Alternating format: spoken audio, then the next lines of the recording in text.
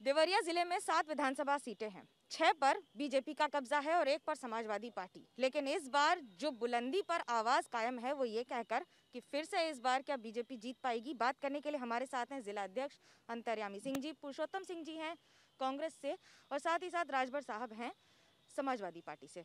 आपसे जानना चाहेंगे सबसे पहले किस आधार पर जीत का दावा कर रहे हैं कि 7 में से कितनी सीटें जीतेंगे और क्यों? 7 में से 7 सीटें हम इस बार जीतेंगे और इसलिए कि जनता का विश्वास हमने अपने कार्यों से अर्जित किया है। हमारा नेतृत्व बेदाग है। पहली बार इस जनपद में प्रदेश सहित गुंडागर्दी और आतंकवाद पर लगाम लगा है। विकास के नए आयाम गढ़े गए हैं और साथ ही समाज के अंतिम व्यक्ति तक सरकार की सीधी योजनाएं पहुंची हैं। इस आधार पर हम 7 में 7 सीटें इस बार जीतेंगे। कांग्रेस का क्या दावा है? कांग्रेस पार्टी कम से कम 3 से 4 सीटें जीतेंगी और प्रियंका जी ने जो नारा दिया था, या देवी सर्वभूतेषु सर्वशक्ति संता तमस्तस्य नमस्तस्य नमस्तस्य नमो नमः, महिलाओं को उन्होंने आगे किया है और उन्होंने नारा दिया कि लड़की हूँ, लड़ सकती हूँ। उन्होंने महिलाओं को 40% आरक्षण देने का काम किया है। यह किसी दल ने नहीं किया, सभी दलों ने महिलाओं का शोषण किया है। और कांग्रेस पार्टी ने किसानों, मजदूरों, नौजवानों को रोजगार देने का काम किया था। कांग्रेस पार्टी के 89 के जाने के बाद एक कोई विकास का काम उत्तर प्रदेश में नहीं। रमाशंकर जी, कितना भरोसा है जीत का इस बार आपको?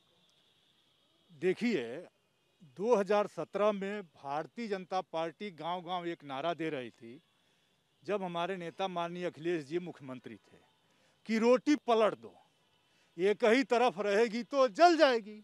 अब वही नारा समाजवादी पार्टी के लोग और जनता ये गांव-गांव दे रहे हैं कि अब जोगी जी मुख्यमंत्री हैं, ये भी रोटी अब एक तरफ जल जाएगी, इसको पलट दो और देवरिया की 7 सीट जीत जाएंगी। पलटने की बात तो हमने कभी किया ही नहीं। हमने तो कहा था न गुंडा राज न भ्रष्टाचार, इस बार भाजपा सरकार। इस कारण से भारतीय जनता पार्टी 17 में आई।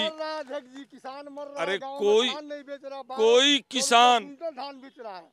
किसान नहीं मर रहा है। राजनीतिक किसान जो हैं उनको परेशानी है। धान बेचने के लिए धान की स्थिति है कि 1200 से 1400 रुपया कुंटल धान बिक रहा है। किसान रवि किशन तो कह रहे हैं कांग्रेस अपना पता खोज रही है, इस पर क्या कहेंगे? पता नहीं खोज रही है, कांग्रेस तो सरकार बनाने जा रही है। कांग्रेस आ रही है प्रियंका गांधी के। मुख्यमंत्री का चेहरा कौन है? प्रियंका गांधी है। कौन सी सीट से लड़ेंगी? वो कहीं से लड़ेंगी, वही लड़ सकती है। पार्टी जहाँ लड़ाएगी वहाँ लड़ेंगी। वो पार्टी का निर्णय है। ऐसा है, कांग्रेस की भूमिका जो है पिछले 20 वर्षों से इस प्रदेश में केवल किसी तरह से किसी के साथ मिल करके अपने अस्तित्व बचाने का है। भारतीय जनता पार्टी के वोट काटने के लिए लोग केवल चुनाव में हैं। अरे सुनिए, भारतीय जनता कांग्रेस को हम सीरियसली नहीं लेते। सरयू इस जिले से बहती है, सरयू अयोध्या से बहती है, तो क्या हम ये मान के चलें कि राम ही पार लगाएंगे कि अब मथुरा भी जाना पड़ेगा बीजेपी को? राम तो इस देश के ही नहीं, संपूर्ण विश्व के जितने भी मानव है, प्राणी, वो सबको पार लगाते हैं। उनको इस राजनीति में हम इस नाते नहीं लाते हैं। राम जन्मभूमि हमारे लिए आस्था का विषय था, है, रहेगा। इसी प्रकार सहमत है इस बात? हम सपने में नहीं देखते हैं कृष्ण जन्मभूमि, कृष्ण जी को हम मानते हैं कि भगवान साधु संतों का है, वो राजनीतिक दलों का नहीं है। गोस्वामी तुलसीदास ने कहा है कि जा सुराज प्रिय प्रजा दुखारी, तास नृप नरक, सो नृप नरक के अधिकारी।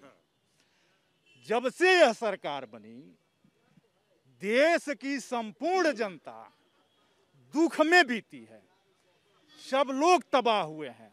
कर्मचारी नाराज, नौजवान नाराज, किसान नाराज, महिला उत्पीड़न से महिला नाराज, तो कोई खुश नहीं है। और देश के संपूर्ण प्रदेश की जनता को इन लोगों ने तंग किया है और सभी तंग लोग मिलकर के देवरिया जनपद ही नहीं उत्तर प्रदेश की सारी सीटें समाजवादी पार्टी की जिता रहे हैं। नौजवान सड़कों पर घूम रहा है। मैडम इनको सुन लीजिए। अध्यक्ष जी कह रहे हैं चूंकि एक दल के अध्यक्ष हैं, दल की मर्यादा को बचा रहे हैं, लेकिन नौजवान से पूछिए, नौजवान करा रहा है रोजगार के लिए। महिलाएं जी इनकी बात हो गई। स्थिति यह है, कह रहे हैं सभी दुखारी। अरे देवरिया जनपद में समाजवादी शासन में आम जनता तो दूर, माने एक नारा उस समय चला था कि अखिलेश तेरे जमाने में, अब पुलिस ही पिट गई थाने में। पुलिस ही यही जो है मदनपुर थाना, हेतिमपुर चौकी, कोतवाली देवरिया, यही पुलिस वाले ही पीट दिए गए, फूंक दिया गया थाना। सुनिए, ये स्थिति देवरिया में रही। किसानों की बात करते हैं ये लोग, किसानों की बात ये करते हैं। भाई बाहर से मत बोलिए, इन्हीं लोगों को बोलने दीजिए। किसानों की ये बात करते हैं। पहली बार भाजपा शासन में के अंतर्गत यूरिया के लिए डंडा चलता था। सुनिए, नहीं चल रहा है, वो आपके लिए चल रहा है, आपके लिए हर जगह भी चल रहा है। भारतीय जनता पार्टी के नेताओं को अपना पुराना वीडियो देख लेना चाहिए। जब गैस का दाम 400 रुपया था, पेट्रोल 60 रुपया और 70 रुपया था, तब तो भारतीय जनता पार्टी के सारे बड़े नेता पूरे देश में, यहाँ तक कि पार्लियामेंट में भी महंगाई इनको दिखाई दे रही थी। तब तो महंगाई डाइन थी, आज महंगाई क्या हो गई है। अंतर्यामी जी, विरोध प्रदर्शन तो आपकी सरकार के खिलाफ, पुरानी सरकार के खिलाफ आपने विपक्ष में रह के जोरदार किया है। महंगाई दिखती है अभी? नहीं, महंगाई नियंत्रित है, महंगाई नियंत्रित है। महंगाई देखिए आप, जो भी इंडेक्स है, चाहे वो, आप जवाब दीजिए जी, जो भी इंडेक्स है, जो भी पैरामीटर्स है, उसके आधार पर देखा जाए तो महंगाई डाउन हुई है। और सबसे बड़ी चीज नहीं, अरे भाई तो मैं किसान हूँ, ऐसा थोड़े है कि मैं किसान खुश हैं? हाँ बिल्कुल खुश हैं। अरे पहली बार इस देवरिया जनपद में मैं आपको बता दूं, ये रिकॉर्ड पर है, जितना मायावती जी के और अखिलेश यादव जी के शासनकाल में 10 साल में गेहूं और धान की खरीद हुई थी, वो उतना तो उससे ज्यादा केवल 3 साल में अकेले जो है, लेकिन इनके पास खरीदने की क्षमता नहीं है। 14 वर्षों में 14 वर्षों के बाद 14 वर्षों बाद इस जनपद में पहली बार नहरों की सफाई हुई है।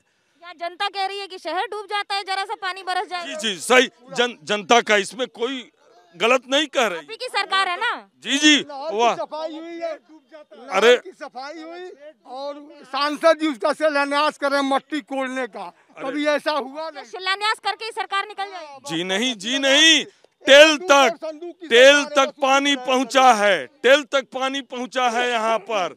क्या बात करेंगे ये लोग? क्या करेंगे? जहाँ आप खड़े हैं, यहाँ 3 फीट पानी लगता है बरसात में। इस बार भी लगा, जो इस बार भी लगा था, और अब तक इस शहर से पानी निकासी का इंतजाम नहीं हो पाया। आप देखें, 5 बरस बीत गया, अभी तक एक केंद्रीय विद्यालय यहाँ, जिसका पैसा भी आया, पैसा भी वापस हो गया, केंद्रीय विद्यालय नहीं। आप दोनों की सरकार जब रही तब नहीं हो सका? वो केंद्र सरकार का मामला है, वो केंद्र सरकार का मामला है, और केंद्र सरकार का मामला है, कांग्रेस ने क्यों नहीं? तो स्टेट का मामला था ना, वो केंद्र सरकार। स्टेट का मामला है, पहले डिसाइड कर लीजिए किसका मामला है। स्टेट के मामला यहाँ के हैं, केंद्र को करना चाहिए। ये देखिए, ये अरे भाई मैं देखिए, पुरुषोत्तम सिंह जी हमारे लिए बड़े ही सम्मानीय व्यक्ति हैं। सुनिए, नहीं सुन लीजिए पहले मेरी बात। ये बताइए, 26 साल से खाद का कारखाना बंद था, और देखिए अब सुन लीजिए इन लोगों का, मोदी जी ने पहली बार खाद कारखाना जो है शुरू हुआ। हाँ, सिलचर वाला भी मनमोहन सिंह दे करके गए थे, और उड़ीसा वाला भी मनमोहन सिंह दे करके गए। सुन लीजिए, एम्स हमको बताए दें भोजपुरी में। हम मैडम एक चीज आपको केवल यह कृषि मंत्री का क्षेत्र है। कृषि कृषि मंत्री का क्षेत्र है और पूरे जिले से खाद गायब है। यह कृषि मंत्री का क्षेत्र है। जनपद के 100 किसान एक टालियों पर लाद करके लाए, यहाँ पर रखे रहे। यही डीएम का घेराव किए थे, खाद नहीं। और कृषि विश्वविद्यालय, कृषि विद्यालय पड़ा हुआ है। कृषि मंत्री जिले के हैं और इसी मंडल के मुख्यमंत्री हैं, लेकिन वो कृषि विश्वविद्यालय कम से कम 60 साल से कृषि विद्यालय है, कृषि विश्वविद्यालय नहीं बन पा रहा है। वो चुनावी किसान थे जो जिनको कह रहे हैं हमारे पूर्व सांसद जी। हम आपको ये बताना चाहते हैं, इस जनपद की जनता, प्रदेश की जनता के साथ साथ ये तय कर चुकी है कि गुंडों मवालियों की सरकार फिर से नहीं आएगी। देश और जनता के लिए समर्पित। यही तो हम लोग भी कह रहे हैं। अब किसानों पर गाड़ी चढ़ाने वाली सरकार नहीं आएगी। अब किसानों पर गाड़ी चढ़ाने वाली सरकार नहीं आएगी। अब 12 बजे रात में हाथरस में बेटी को जलाने वालों की सरकार नहीं आएगी। और विकास की सरकार आएगी, कांग्रेस पार्टी की सरकार आएगी। प्रियंका गांधी के नेतृत्व में उत्तर प्रदेश सजेगा, बनेगा और नौजवानों को रोजगार देने का काम नहीं करेगी। ये जो भी कहना चाहे इनके लिए छूट है, इसलिए कि इनकी स्थिति हम जानते हैं। कांग्रेस की स्थिति हम जानते हैं। किस पार्टी की कैसी है ये हर नेता जानता है, लेकिन फिर भी अपनी बात कहने में कभी गुरेज नहीं करते। यही नेतागिरी का सबसे पहला गुण है। कैमरा पर्सन सूरज पांडे और संजीत सेठी के साथ मनोज्ञा लोईवाल, देवरिया, एबीपी न्यूज।